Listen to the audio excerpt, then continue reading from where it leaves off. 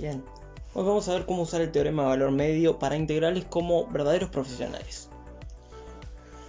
Primero que nada tenemos que ver qué es lo que dice el teorema de valor medio para integrales. El teorema de valor medio para integrales dice que sea f de x en R con x incluido en los reales continua, o sea es continua en su dominio en x, y AB incluido en x un intervalo, entonces existe C perteneciente al AB cerrado, tal que la integral entre A y B de f de x diferencial x es f de c por b menos a.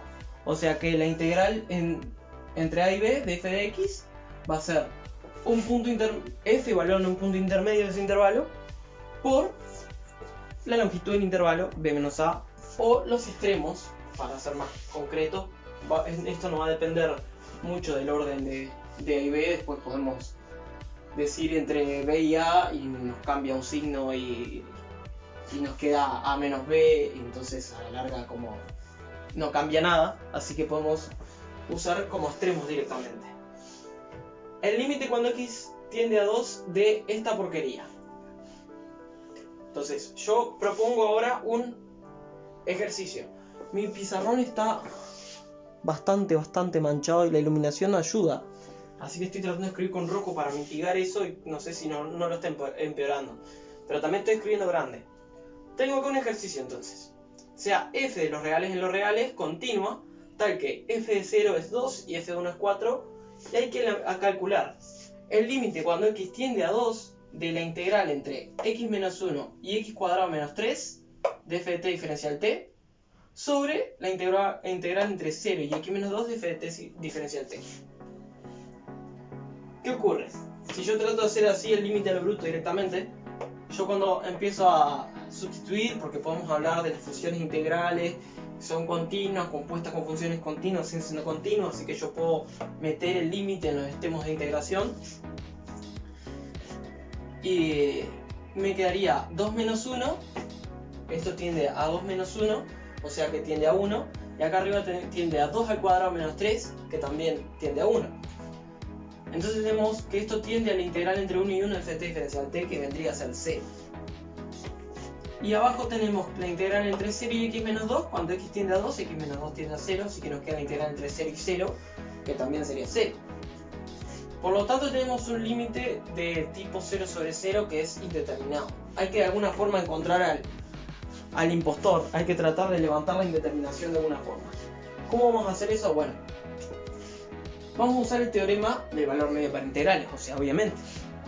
¿Cómo voy a usarlo? Bueno, voy a poner el límite cuando x tiende a 2, eso no le he cambiado nada, pero nosotros sabemos ahora que como f es continua, la integral entre x menos 1 y x cuadrado menos 3 de f de t diferencial t va a ser un valor, un número c, va a ser f de c por la longitud, o más bien la diferencia entre los extremos, me queda x cuadrado menos 3 menos x menos 1, eso me quedaría x al cuadrado menos x menos 2, es la diferencia entre el de arriba y el de abajo, dividido, y abajo también tenemos que esto va a ser f evaluado en un punto intermedio de por el extremo superior menos el inferior, que es x menos 2.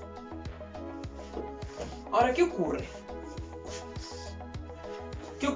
Bueno, c es un punto intermedio entre x menos 1 y x cuadrado menos 3. Eso quiere decir que c va a ser igual, y quiero ver si se sigue viendo. Bueno, casi que me estoy yendo al margen, pero c va a ser igual a el extremo inferior, x menos 1, más tita 1 voy a poner, por x cuadrado menos x menos 2, que es la diferencia de los dos extremos. Bien, casi que se ve. Donde tita 1 está entre 0 y 1. Entonces, este número es a y esto es b menos a. Obviamente que cuando tita es 0 tengo a más 0, o sea, estoy en el punto a, en el extremo inferior. Y cuando tita es 1 tengo a más b menos a, se me va las a y estoy en b, el extremo superior. Así que acá estoy recorriendo todos los puntos entre x menos 1 y x al cuadrado menos 3. Luego también voy a hacer lo mismo con D. D va a ser el extremo inferior, que es 0, así que no lo pongo, más un valor θ2 por x menos 2, que es el extremo superior menos el inferior, donde θ2 también va a estar entre 0 y 1. Y esto me sirve porque ahora puedo escribir este límite en función de los titas famosos. Entonces pongo el límite, cuando x tiende a 2, de f de c va a ser f de x menos 1 más θ1 por x al cuadrado menos x menos 2 por x al cuadrado menos x menos 2, pero acá afuera ya lo voy a factorizar. Voy a poner x menos 2 porque 2 es una raíz, por eso teníamos el 0, los extremos eran iguales, o sea que al restarlos dan 0, o sea que 2 es una raíz. 2 es una raíz y multiplicado por la otra raíz tiene que dar menos 1, así que menos 2, perdón, así que la otra raíz es menos 1, x más 1. Todo esto dividido, bueno, f de d va a ser f de θ2 por x menos 2 y de acá multiplicado todo por x menos 2. Excelente, porque eliminamos al impostor, encontramos al impostor, lo echamos de la nave, levantamos la indeterminación, cancelamos los x menos 2. Entonces nos queda el límite, cuando x tiende a 2, de f de x menos 1 más θ1 por x al cuadrado menos x menos 2, cierro el paréntesis de f de e, y me queda por x más 1 afuera de la imagen de esa porquería. Y abajo tenemos f de θ2 por x menos 2. Ahora, bueno, cuando x tiende a 2, acá el factor que está acá arriba tiende a 3, x más 1, esto tiende a 3. Voy a usar el tiende, lo voy a hacer con un marcador de otro color. Tengo azul acá, así no armo demasiado lío de flechas. Entonces x más 1 tiende a 3. Y ahora, lo de adentro, vamos a trabajar con el límite de lo de adentro. ¿Puedo trabajar con el límite de lo de adentro? Sí, porque f es continuo, o sea, puedo meter el límite para adentro.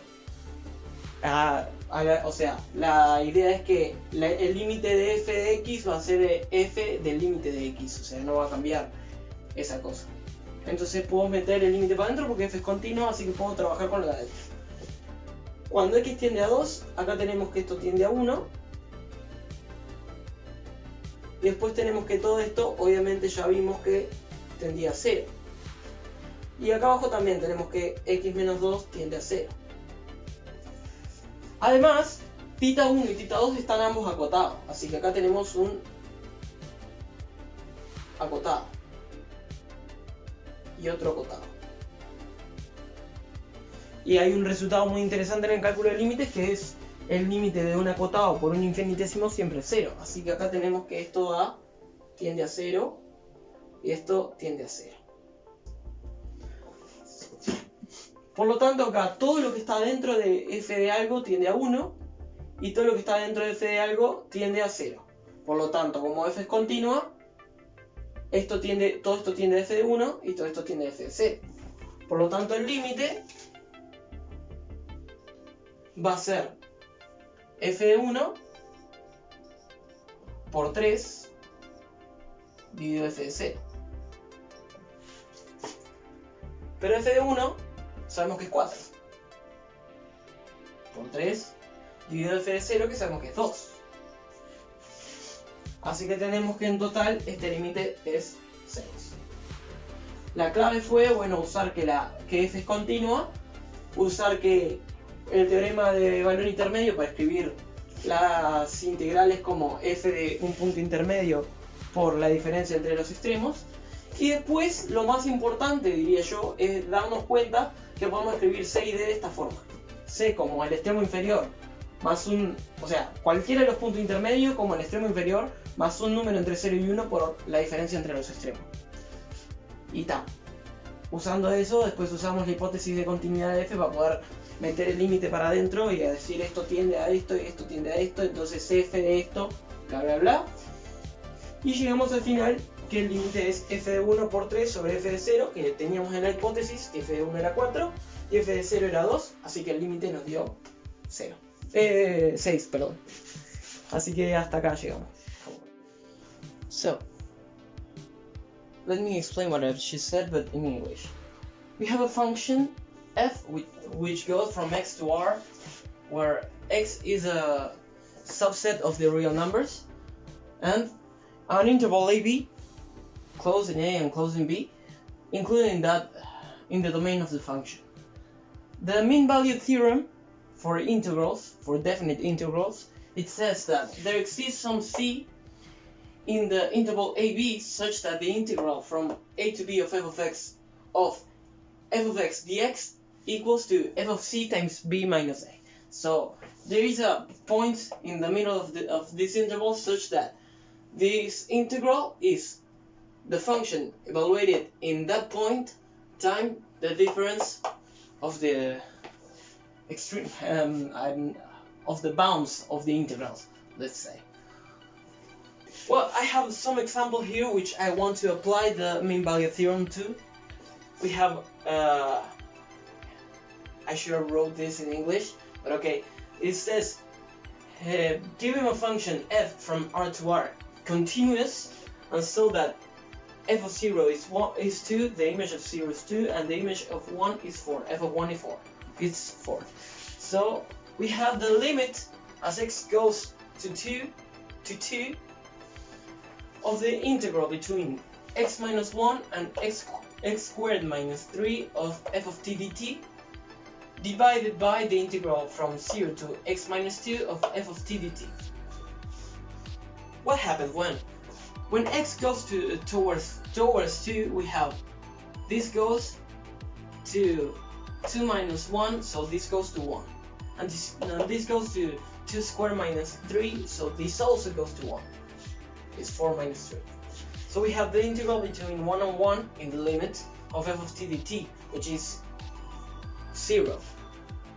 And in the denominator we have that this goes to 0 and this is already 0, so we have the integral between 0 and 0, which is also 0. So we have an indeterminate form of the form 0 over 0. So how do we approach this? Well, we can use the mean value theorem for integrals because f is continuous. So we can apply this. We can apply this and say that this is the same as the limit as x goes towards 2, and instead of writing that integral we can write f at some point c times the difference of the bounds. So we have x squared minus 3 minus x minus 1. This will give us x squared minus x minus 2. And in the denominator we have another point d and the function evaluated at that point, and we have x minus 2 minus 0, this gives us x minus 2. Now, c and d ain't any point. C and d are points in between x minus 1 and x squared minus 3 and 0 and x minus 2 for d. So c, in particular, c will be x minus 1 plus some theta times theta 1. I put times the difference between the bounds. So we have x squared minus x minus 2. Why? Well, this is the number a, and this is b minus a. Oh, and theta 1 is between 0 and 1. Well, when theta is 0, we have a plus 0, which is a. And when theta is 1, we have a plus b minus a. The a cancels out, and we have just b. So we are going from this point to this point. We have a plus theta times the difference of the bounds. We can do the same for d. D can be expressed as, well, the lower bound is 0, so we won't write it. Well, we need to have plus theta 2 times the difference between the bounds, x minus 2 minus 0, so x minus 2. And now we can write this and this like using that expression, and we have that the limit when x goes towards 2 of f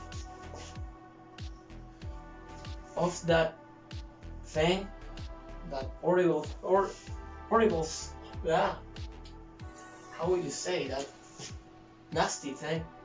It's horrible is an English word, isn't it? Okay, x minus 1 plus theta 1 times x squared minus x minus 2.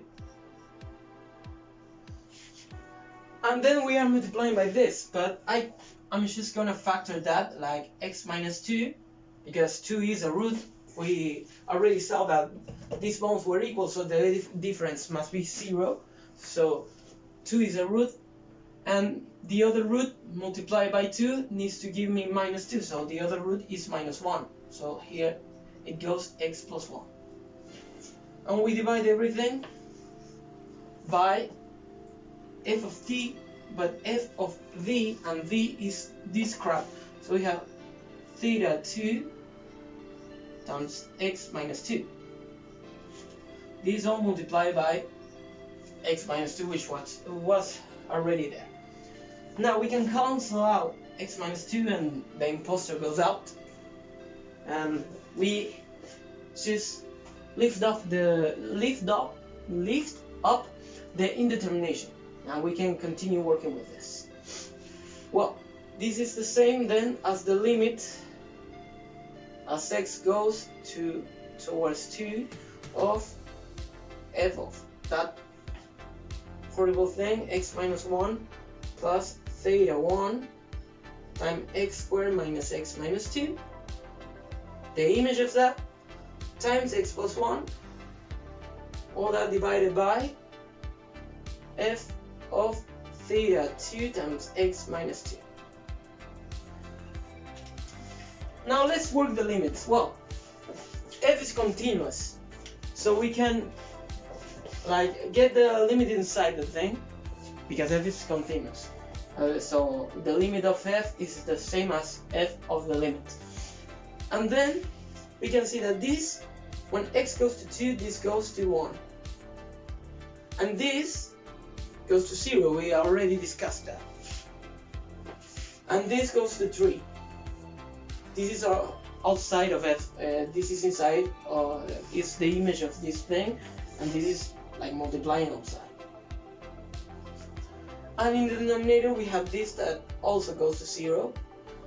But watch this, theta is between 0 and 1, so this is, I won't put an arrow, and we should say what this, I was writing in Spanish, is bounded. It's between 0 and 1, so this is bound.